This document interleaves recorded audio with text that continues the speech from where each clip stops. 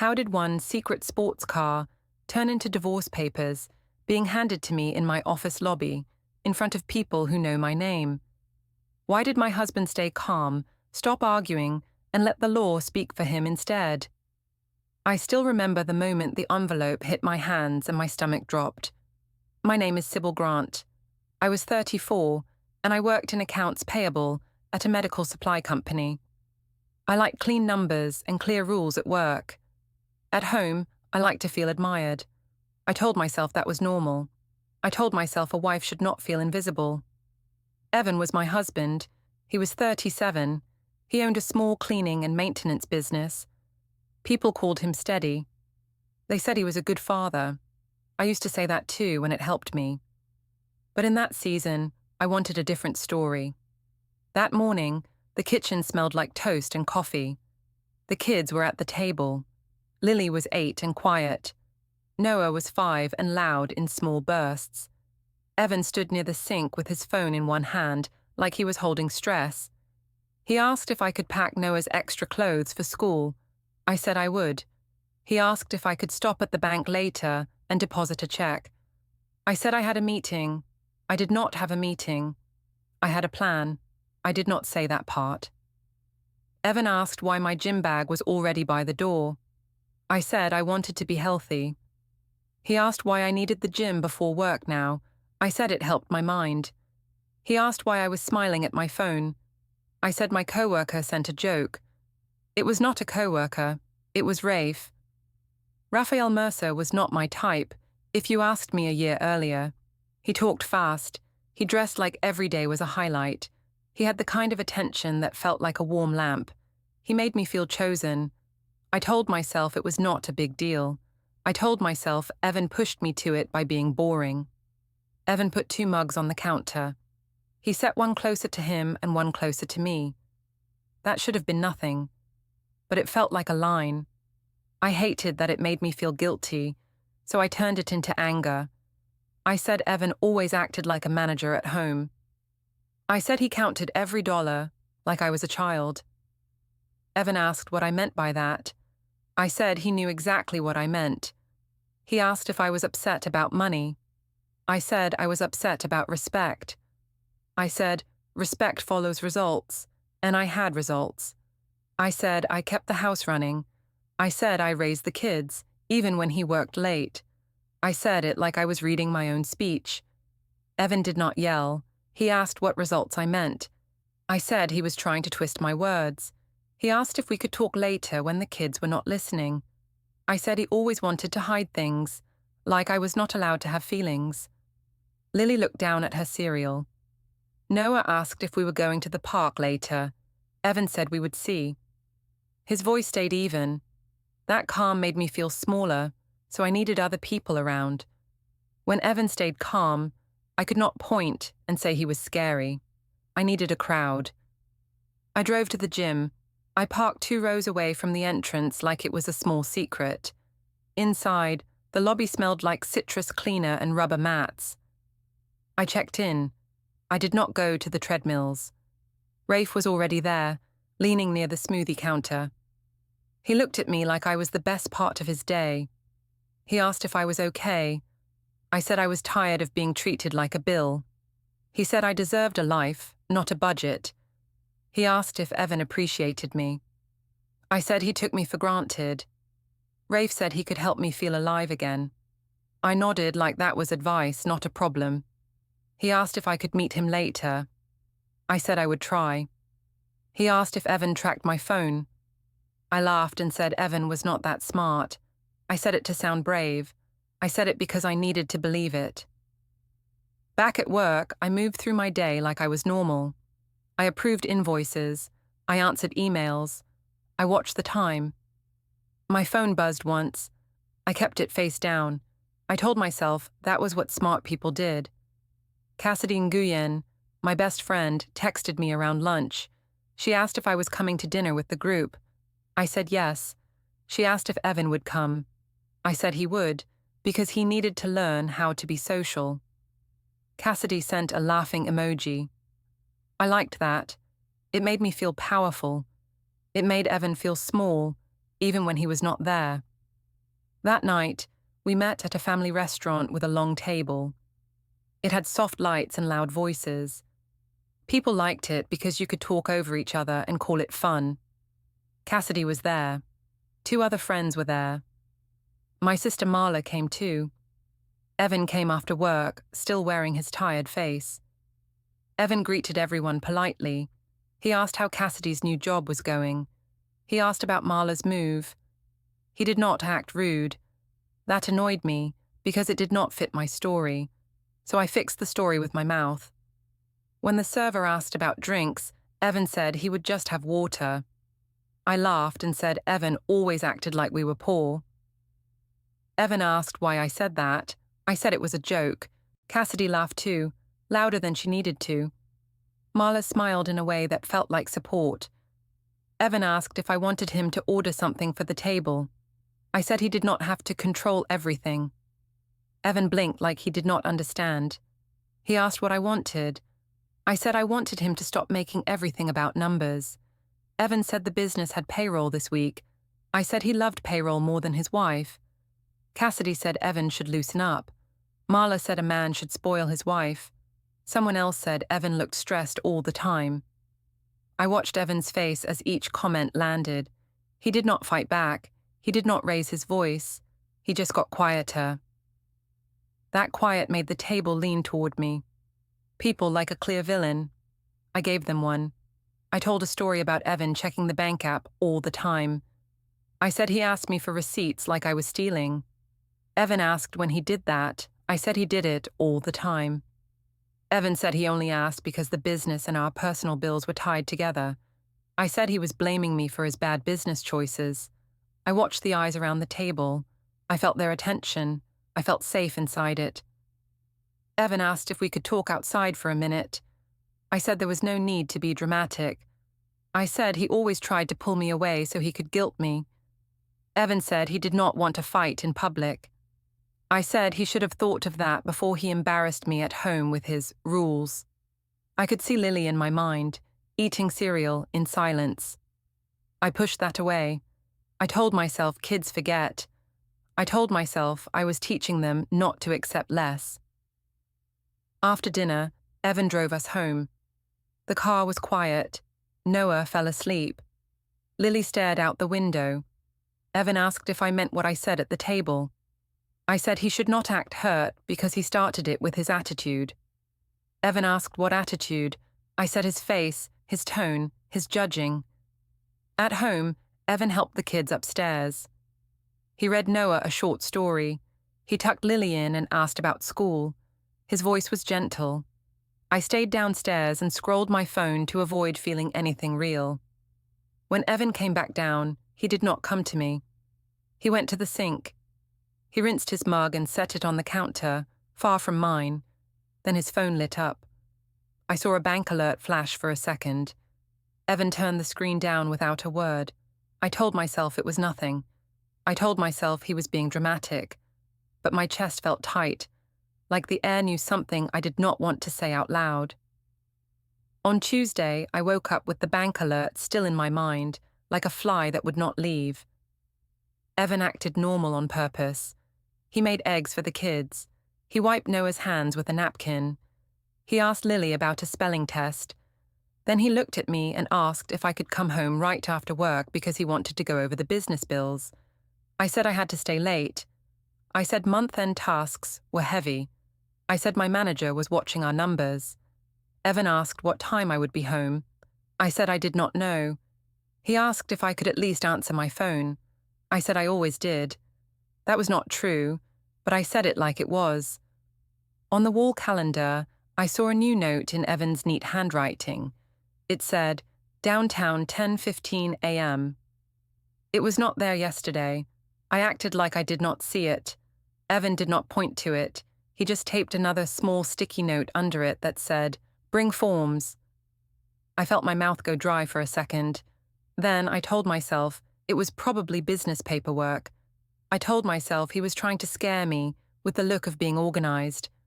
At my office, the air smelled like old coffee and printer paper. The open plan space was loud with keyboard clicks. I liked it there because rules were clear. In my world, clear rules meant I could hide behind them.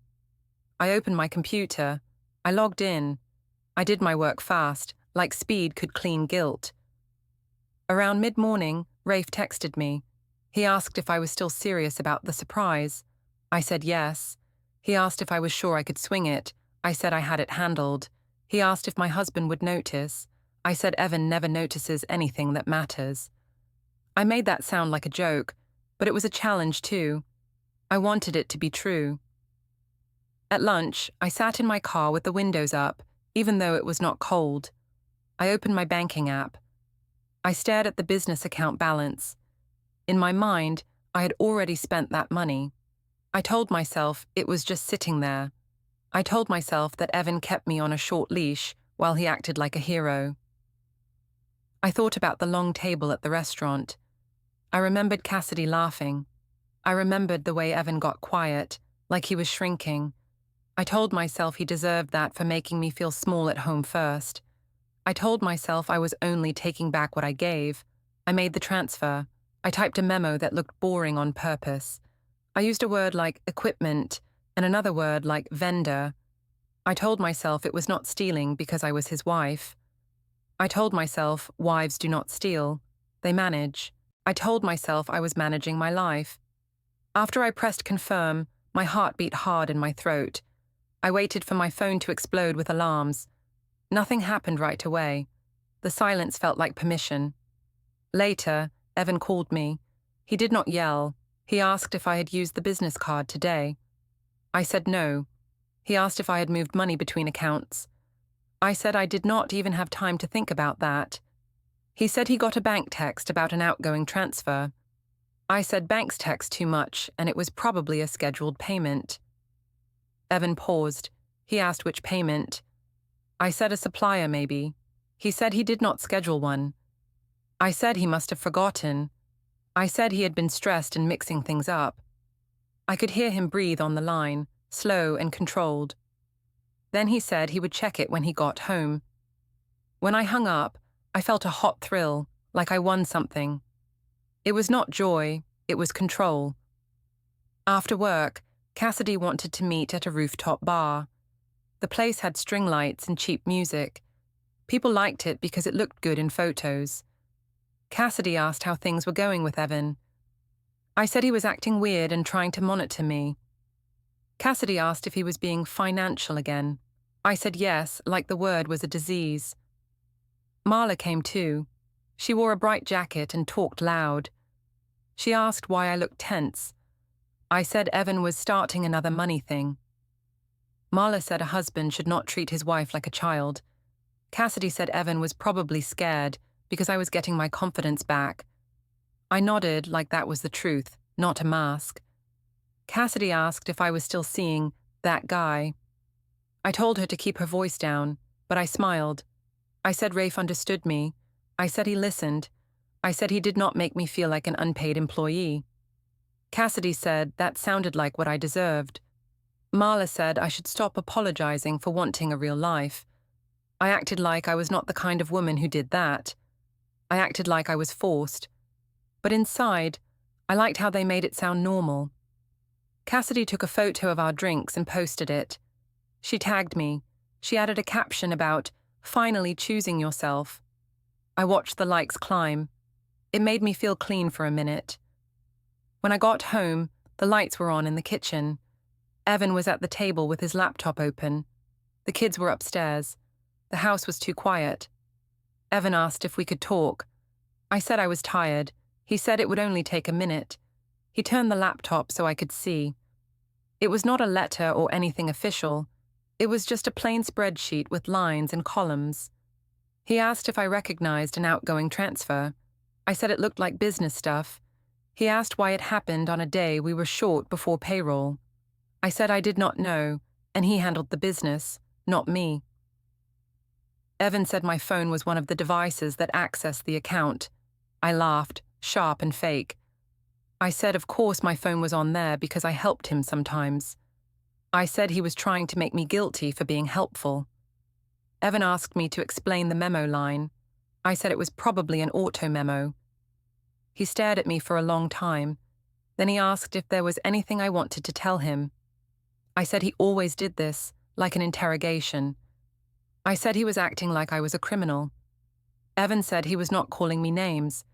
He said he wanted facts. I said he cared about facts more than feelings. I said I felt unloved. I said I felt watched. I said if he treated me better, I would not need anything else. I did not say what the else was. I let the sentence hang like a threat and a plea at the same time. Evan closed the laptop slowly. He asked if I wanted to look at the accounts together and make a plan. I said I did not want a plan. I said I wanted a husband, not a banker. Evan said the business could not run on wishes. I said that was his excuse to control me. He stood up and walked to the cabinet by the fridge. I heard a small click, like a drawer locking. He took out a folder with a plain label on it. It only said bank. He did not open it in front of me. He just held it, like he was weighing it. Then the printer in the corner made a sound. It spit out a blank page, like it tried to speak and failed. Evan looked at it and pulled the paper out, calm. He did not accuse me again. He did not even argue. He said he was going to take a shower and check on the kids. He asked me to think about what I wanted, and to be honest this time. I said I was always honest. Evan nodded once, like he had heard that line before. That night, when I lay in bed, I heard a low hum from the hallway. It was the shredder. It was short, like someone fed it only a few sheets. Then everything went quiet again. By Thursday, the transfer felt like a stone in my pocket. It was heavy, but I kept touching it anyway, like I wanted to prove it was real. Evan moved through the house like a man with a plan. He was not dramatic. He did not slam doors. He just did small things I could not argue with.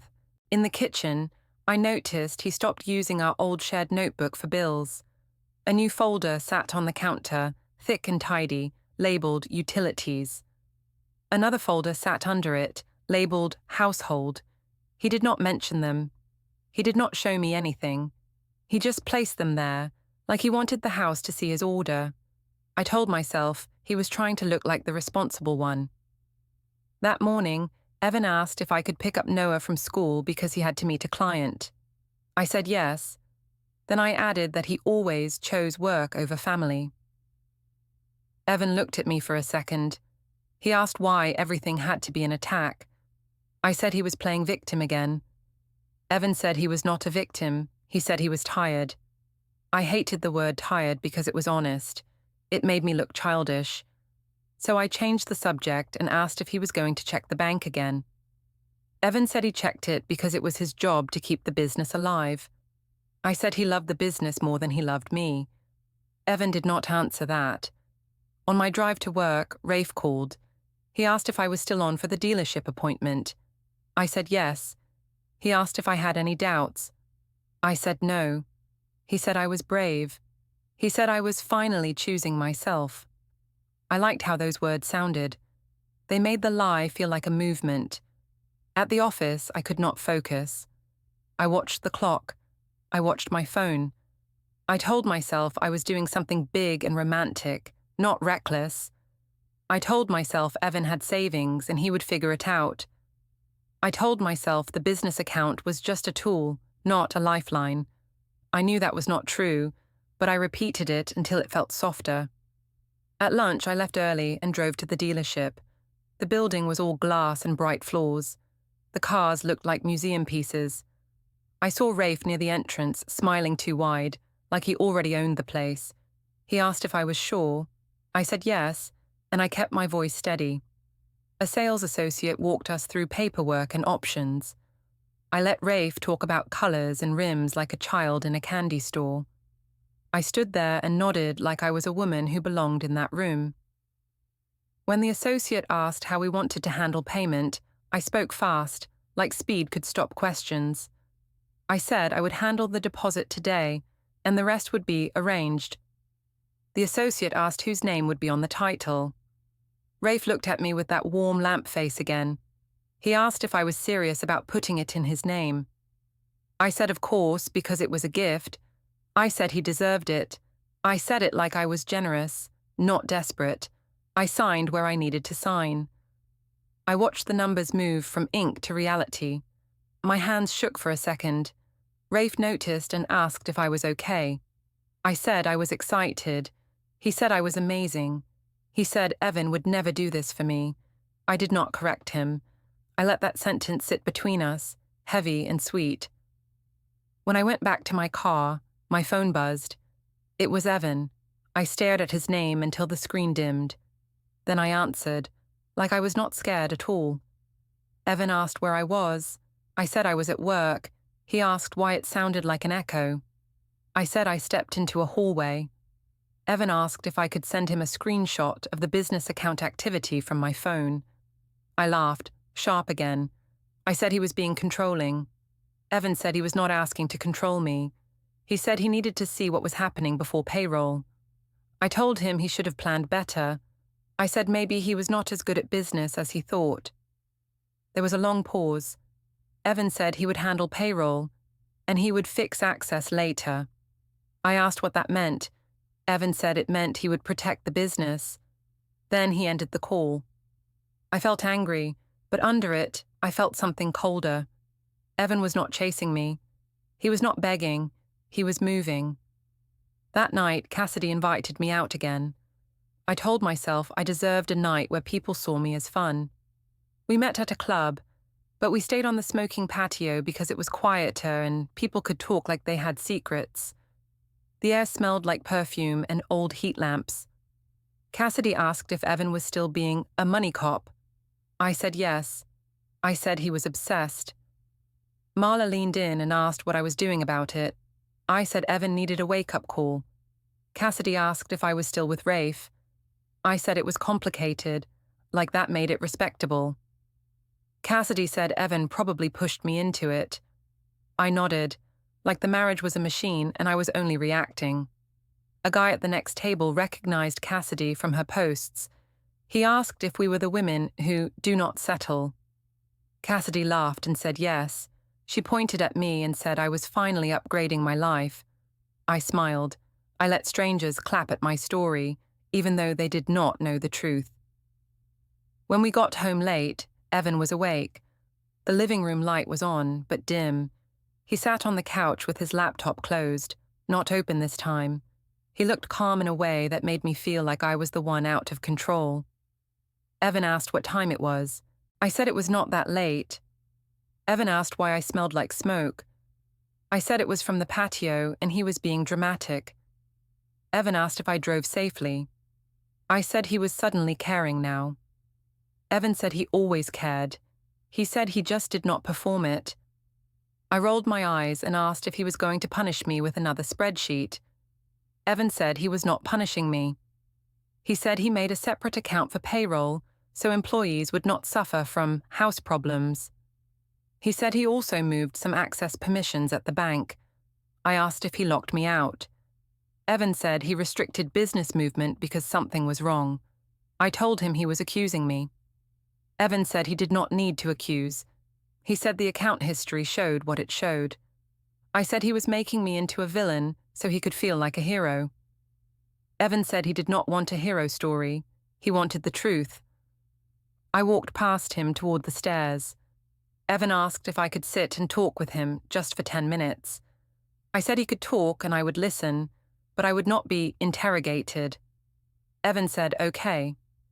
He asked one question, simple and quiet. He asked if I used business money for something personal. My throat tightened. I said no. I said he was paranoid. I said he was insecure and needed control because he was scared of losing me. Evan nodded once like he was filing the answer away. When I went up to the bedroom, I found the guest bed downstairs slightly disturbed, like someone had sat on it and then changed their mind. In the bathroom, my phone buzzed with a message from Rafe. He sent a photo of the car keys in his hand. He wrote that I made him feel like a king. I stared at the screen until my eyes hurt. I told myself it was worth it. I told myself Evan would get over it. I told myself love should look like risk. Downstairs, I heard a soft beep, like a recording app starting or stopping. Then the house went quiet again, in that careful way that feels like someone is counting. The next week, I started to feel the house turn into two sides. It was not loud. It was not a fight with slammed doors. It was worse. It was quiet, like the air itself was choosing Evan. On Monday, I went to the school pickup line early. I wanted to look like the stable parent. I wanted other parents to see me smiling, so I could tell myself I was fine. I sat in my car and checked my reflection in the mirror. My phone buzzed. It was Cassidy asking if I had posted anything lately. I said I was keeping things private now. Cassidy said that was not my style. I said I was being mature. Across the lot, I saw Evan's truck pull in. He parked farther away than usual, closer to the exit. He stepped out with his hands empty, like he had nothing to hide. A few parents waved at him. He nodded back. No one rolled their eyes at him. No one treated him like a villain. That annoyed me more than it should have. Lily came out first and walked straight to Evan. She did not even look for me. That small choice hit like a slap. Evan asked her about her day. She answered softly. Evan smiled and listened. Noah ran out next, and Evan lifted him for a second and put him down gently. Evan looked at me then, only once. He nodded like I was a coworker. I got out of my car and asked Evan why he came when I said I would pick them up. Evan said he had a schedule now and he was following it. I asked what schedule. Evan said it was a family schedule, not a punishment. I said he was being controlling again. Evan said he was being consistent for the kids. I told Lily to come with me. Lily looked at Evan first. Evan said she could go with me today, and he would see them later. He said it calmly, like he was offering a normal plan. That calm made me look like the only one with a problem. In the car, Lily asked why Dad had a bag in the guest room. I said Dad was stressed and wanted space. Lily asked if I was mad at Dad. I said no, Dad was mad at me because he liked rules. Lily asked if rules were bad. I said rules were fine, but some people used rules to control others. I hated myself for hearing how that sounded, so I turned up the radio. That evening, Evan said his mum invited us for dinner. I said I did not feel welcome there anymore. Evan asked why I felt that way. I said because his family judged me. Evan said they judged what they saw. I said they only saw his version. Evan said he did not have a version, he had facts. I asked what facts. Evan said we could talk later. That later felt like a wall. At Dawn's house, the dining room table was set like a small ceremony. Plates lined up, napkins folded. It looked like someone wanted peace on purpose. Dawn hugged the kids, but her hug for me was quick and light, like she was touching something hot. Caleb was there too, leaning against the counter, quiet and watchful. Dawn asked how work was going. I said it was fine. She asked how the kids were doing. I said they were great. Then she looked at Evan and asked how the business was. Evan said it was busy and he was adjusting some systems. Dawn nodded slowly, like she understood more than she said. At dinner, I tried to control the mood. I told a story about Evan being obsessed with his bank app. Caleb asked what I meant. I said, Evan checked the account like he did not trust me. Dawn asked if Evan had a reason not to trust me. I said she was assuming things. Dawn said she was asking a question. Evan did not jump in. He ate his food and let me talk. That made Dawn's eyes narrow. She looked at me like she was listening for the spaces between my words. I tried another angle. I said Evan worked too much and left me lonely.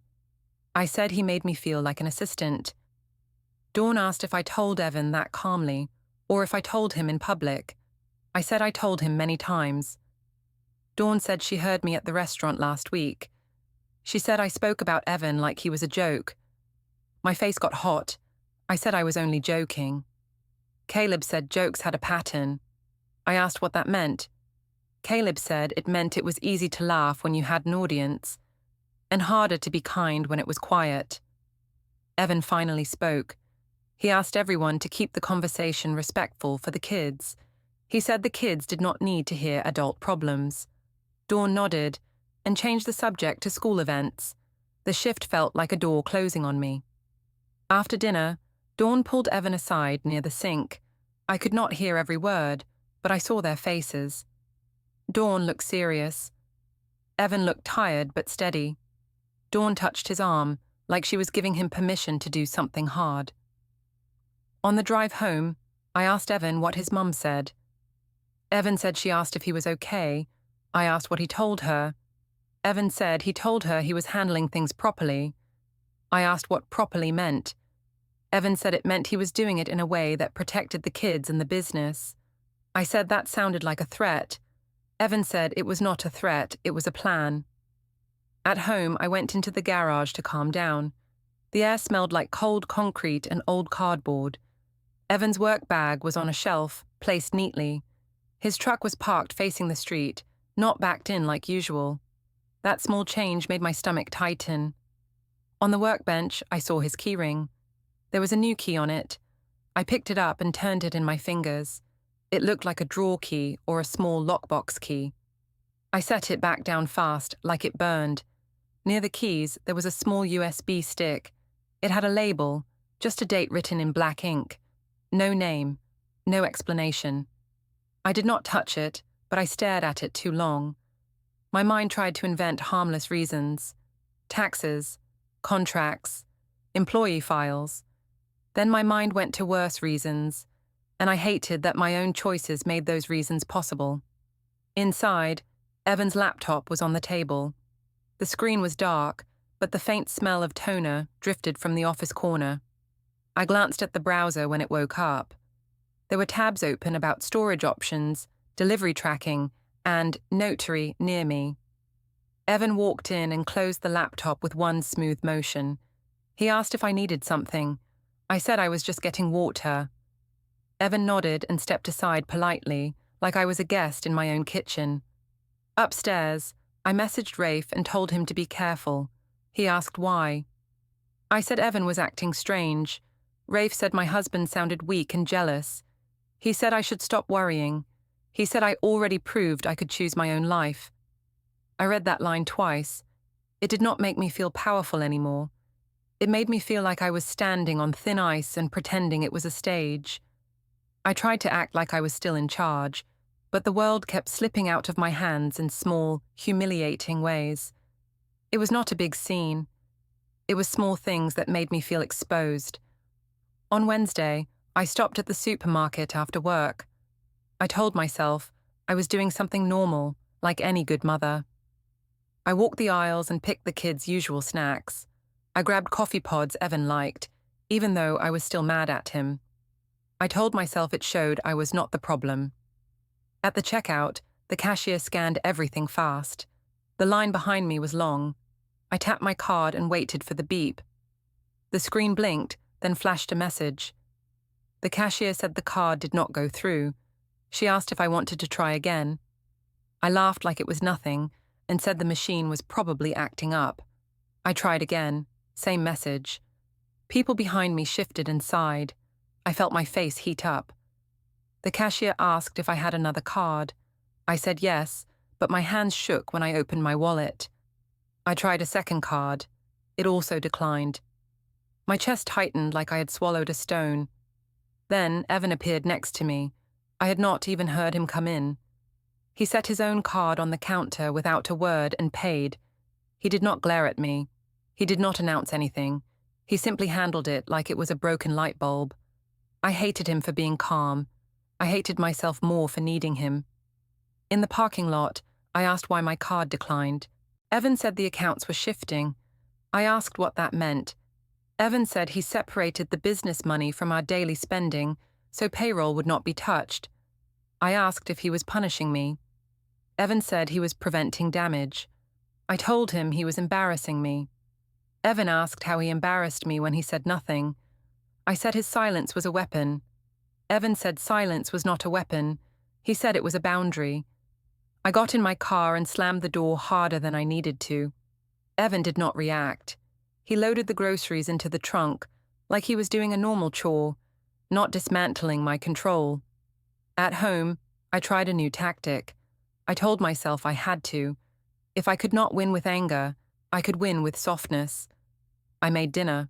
I kept my voice light. I asked Evan about his day like I cared. Evan answered politely. He said a client cancelled. He said he had to cover a shift because an employee had a sick kid. He asked about my day. I said it was stressful, and I said my manager was being unfair. Evan nodded and said he was sorry it was hard. He did not ask for details. He did not chase me.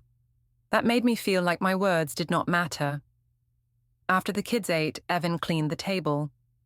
Lily carried her plate to the sink without being asked. Noah asked if Dad could read tonight. Evan said yes. Lily looked relieved in a way she did not try to hide. I watched that and felt something sharp rise in me. Later, when the kids were upstairs, I stood near the kitchen counter and told Evan we needed to reconnect. I said he had been distant. Evan asked what reconnect meant. I said it meant he should stop treating me like a problem to solve. Evan said he did not want to solve me. He said he wanted honesty. I rolled my eyes and said he was obsessed with truth because he liked control. Evan said he liked clarity because we had kids and employees depending on him. I said he always hid behind the business. Evan said the business was not a shield. It was a responsibility. I pushed closer and said he was choosing work over me again. Evan asked if this was really about work. I said it was about love. I said if he loved me, he would stop questioning me and trust me. Evan looked at me for a long time. He asked if I wanted to talk when the kids were asleep, in the living room, calmly. I said he was trying to stage an interrogation. Evan said he was trying to protect the kids from hearing adult tension. I said he was using the kids to silence me. Evan sighed.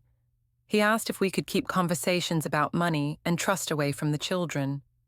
I said I was not the one making it about money. Evan said money became part of it when money went missing. My stomach flipped, but I did not show it. I acted offended instead, because offense was easier than fear. I said he was accusing me again. Evan said he was stating what the account showed. I said bank apps can be confusing.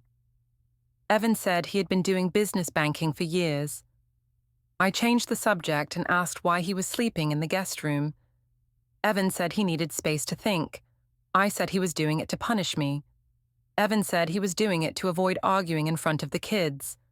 I said I would tell everyone he abandoned me. Evan asked who everyone was. I said his family, my family, friends, anyone who would listen. Evan said that was my choice, but he would not fight in public. That made me feel desperate. I wanted him to yell so I could point and say, "See?" I wanted him to grab at me emotionally so I could feel wanted, even if it was in a toxic way. But he stayed steady, like he was stepping back from a fire. That night, I called Cassidy while I folded laundry. I told her Evan was controlling and freezing me out. Cassidy said he was trying to scare me. She said I should post something first, so people knew my side. I said I was not sure. Cassidy said if I stayed quiet, he would look like the good guy. Marla texted me too. She said I should stop acting guilty. She said men only respect women who take what they need. I stared at her message and felt my throat tighten. I did not feel respected. I felt hunted, and I had done it to myself. Rafe messaged me late and asked if I was okay. I told him Evan was acting cold. Rafe said Evan sounded weak. He said I should stop caring what Evan thought. He said I already did the hard part, and now I should enjoy it. His words did not land the way they used to. I could not enjoy anything with this pressure in the house. I could not even enjoy the car gift, because it was no longer a fantasy. It was a trail. On Friday morning, Evan was already dressed when I came downstairs. His travel mug was filled. His keys were in his hand. The kids were eating quietly. Evan asked if I had plans after work. I said I would be home. Evan asked if I could be home at 6. I said yes, but I asked why. Evan said he wanted to talk with the kids nearby but not listening. He said he wanted to set simple routines so the kids did not feel the tension. I said he was acting like we were separating. Evan said he was acting like a father. I tried to make him feel guilty. I said he was giving up too fast. Evan asked what I thought he should do. I said he should forgive me for being human. Evan asked what he was forgiving. I said my feelings, my loneliness, my needs. Evan said feelings did not drain accounts. My mouth opened, but no clean lie came out in time. We stood there, the kitchen bright and quiet. Noah asked if he could have more juice. Evan poured it calmly. Lily watched both of us like she was reading the room. Then Evan looked at me and spoke in the same flat, careful tone he used with clients. He said he was done arguing in circles. He said from now on, he would handle things properly. The courier met me in the office tower lobby and asked for my signature. I signed, smiling too late. Divorce papers, temporary orders. My access to the business accounts was frozen. A parenting schedule started Monday. Evan stood across the marble floor, calm, and said the truth was already filed.